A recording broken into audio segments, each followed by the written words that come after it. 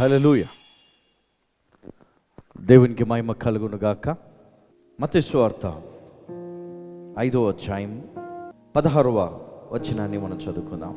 మనుష్యులు మీ సత్క్రియలను చూచి పరలోకమందున మీ తండ్రిని మహిమపరచునట్లు వారి ఎదుట మీ వెలుగు ప్రకాశింపనీయుడి. చాలమ్మా.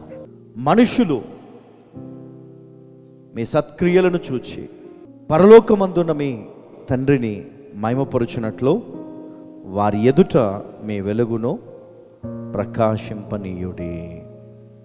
మీ వెలుగును వారి ఎదుట ప్రకాశింపనీయుడి.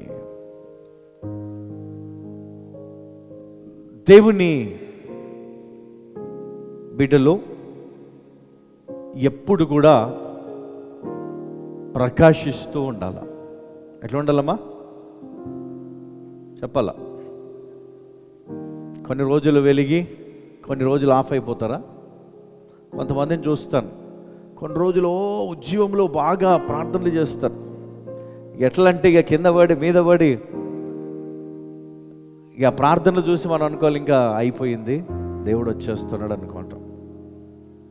కానీ కొన్ని రోజులు దాకానే ఆ యొక్క విశ్వాసము, ఆ భక్తి, ఆ యొక్క వెలుగు వారిలో కనబడుతుంది. తర్వాత ఏమైపోతుందండి? ఆ వెలుగు కనబడుతుందా? చెప్పాలా? కనబడుతుందా? కనబడదు. ఎందుకంటే మనము యేసుక్రీస్తు చెప్పినటువంటి మరి ఒక ఉపమానము, విత్తువాని ఉపమానం, కృపా రాజ్యం. ఎక్కడైతే దేవుడు ఉంటాడో అక్కడ ఆయన కృప ఉంటుంది. అయితే విత్తువాని ఉపమానము ఒకసారి మనం జ్ఞాపకం చేసుకుందాం. పొలంలో మరి విత్తనాలు ఒక రైతు చల్లుతూ ఉన్నాడు. కొన్ని విత్తనాలు ఎక్కడ పడ్డాయంటే మంచి నేలపైన పడ్డాయి. మరికొన్ని విత్తనాలు వెళ్ళి ముళ్ళ పొదల్లో పడ్డాయి, కొన్ని రాళ్ళ పైన పడ్డాయి, మరికొన్నేమో ఇంకెక్కడ పడ్డాయమ్మా? అయితే దేవుని వాక్యము విత్తబడుతూ ఉంది. మంచి నేలగా ఎవరైతే ఉన్నారో వారి జీవితంలో ఆ విత్తనాలు పడ్డప్పుడు, ఆ వాక్యం పడ్డప్పుడు, ఆ వాక్యము చేత వారు బలపడి ఆ వెలుగు వారిలో నుండి ప్రకాశించడం మొదలుపెట్టి ఆ వెలుగు లోకానికే వెలుగునిస్తుంది. యేసుక్రీస్తు అన్నాడు, నేను ఈ లోకానికి ఏమై ఉన్నాను? వెలుగై ఉన్నా. కాబట్టి దేవుని పిల్లలు ఏమై ఉన్నారు? ఏమై ఉండాలి? వెలుగై ఉండాలి. అంటే ఎప్పుడు కూడా ప్రకాశిస్తూ ఉండాలి. వెలుగు వారి జీవితంలో ఎప్పుడు కూడా ఉండాలి. అయితే దుష్టుడు వచ్చి మరి మన జీవితంలో విత్తబడినటువంటి వాక్యాన్ని ఎత్తుకొని పోయినప్పుడు ఏం జరుగుతుందంటే ఆ వాక్యానికి ఉన్నటువంటి ఆ అభిషేకం ఏదైతే ఉందో అది మన లోపల నుంచి వెళ్ళిపోతుంది. ఈ వాక్యము మీ పాదములకు ఏమై ఉన్నది? దీపమై ఉన్నది. అంటే మీ మార్గము చీకటి మార్గమై ఉన్నప్పుడు దేవుని వాక్యము గనక మీ జీవితంలో ఉంటే అది మీ పాదాలకు ఏం చూపిస్తుంది? వెలుగు. మీరు చీకటిలో నడవరు, వెలుగులో నడుస్తారు.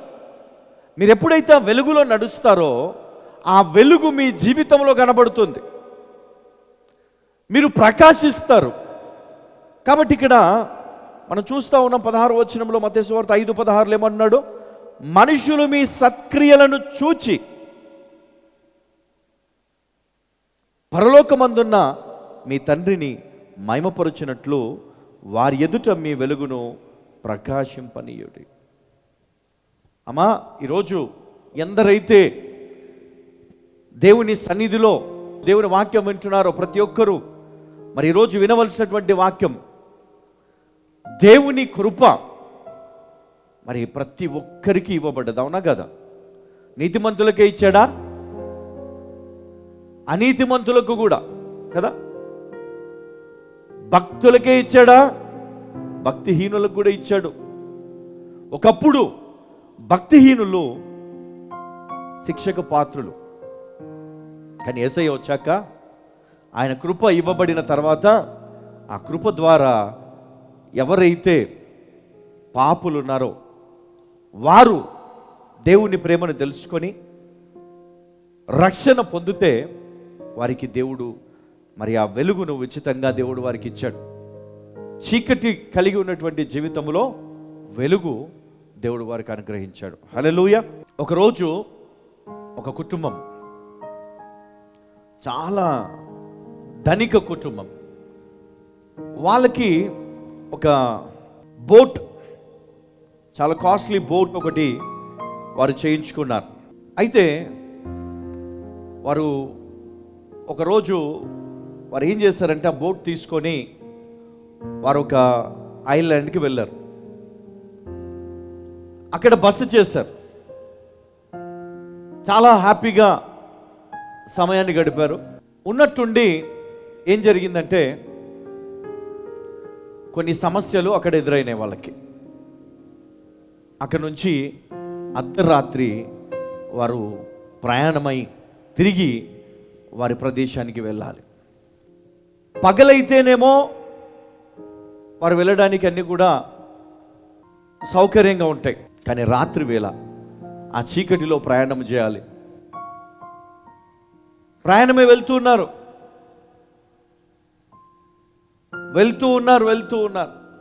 గమ్యాన్ని చేరుకోవాలి. ఉన్నట్టుండి ఆ తీరాన ఈ లైట్ హౌస్లో మరి కొన్ని కారణాల వల్ల లైట్ అనేది వెలగలేదు. ఇంకా వారు ఆ లైట్ హౌస్ కోసము తిరుగుతూనే ఉన్నారు. అదేవిధంగా దేవుని పిల్లలు కూడా ఎట్లా ఉండాలి? ఈ లైట్ హౌస్ లాగా, ఈ రన్వే లాగా ఉండాలి. హల్లెలూయా.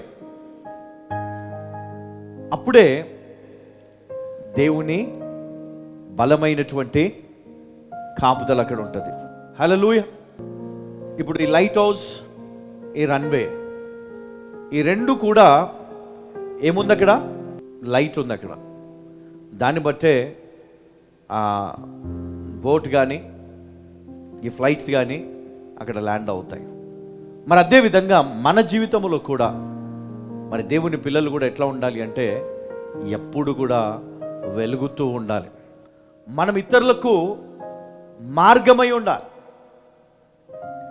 మనని చూచి వాళ్ళు నేర్చుకోవాలి. అరే పలానా వ్యక్తి నిజంగా దేవుని కుమారుడే, దేవుని యందు భయభక్తులు కలిగినటువంటి వ్యక్తి, దేవుని ప్రేమ కలిగినటువంటి వ్యక్తి, ఎంతో విశ్వాసం కలిగినటువంటి వ్యక్తి. అలాంటి వ్యక్తులు మన మధ్యలో ఉండాలి. అలాంటి వ్యక్తులు మన జీవితంలో ఉండాలి. హల్లెలూయా.